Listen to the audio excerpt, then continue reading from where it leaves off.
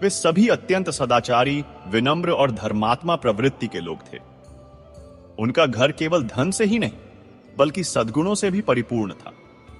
वे नियमित रूप से पूजा पाठ करते, दान पुण्य में विश्वास रखते और सामाजिक कार्यों में बढ़ चढ़कर हिस्सा लेते थे।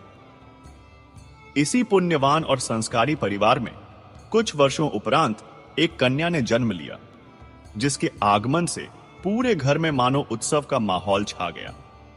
उस कन्या का नाम माता पिता ने बड़े स्नेह से लीला रखा, और सचमुच वह कन्या अपने नाम के अनुरूप ही थी।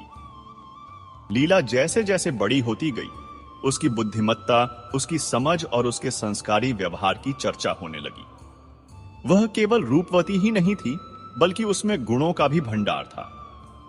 उसका मन बचपन से ही भगवान की भक्ति भाव में बहुत गहराई से रमा हुआ था। वह घंटों पूजा पाठ में लीन रहती, मधुर भजन गाती और धार्मिक ग्रंथों का अध्ययन करती।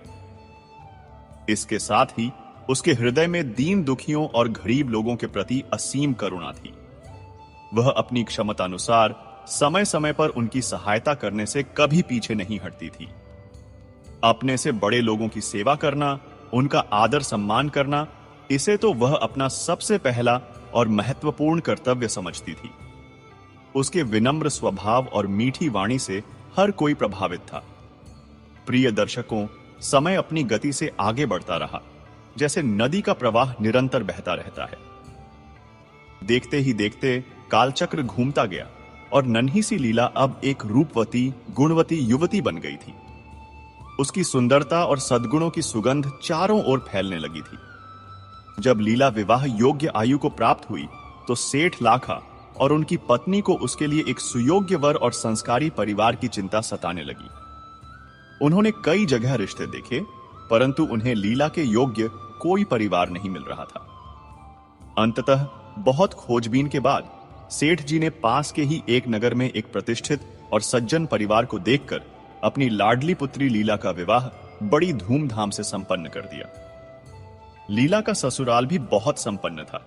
उसके ससुर भी एक जाने माने और अमीर आदमी थे। उनका भी बड़ा कारोबार था, परंतु अमीर होने के साथ साथ उनमें एक अवगुण भी था। वह स्वभाव से बड़े कंजूस थे, पैसे को दांतों से पकड़ कर रखते थे। खैर, लीला जब दुल्हन बनकर अपनी ससुराल आई तो उसने अपने उत्तम संस्कारों का परिचय दिया।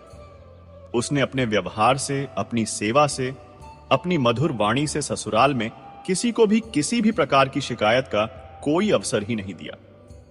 वह अच्छे संस्कारों के वातावरण में पलकर बड़ी हुई थी।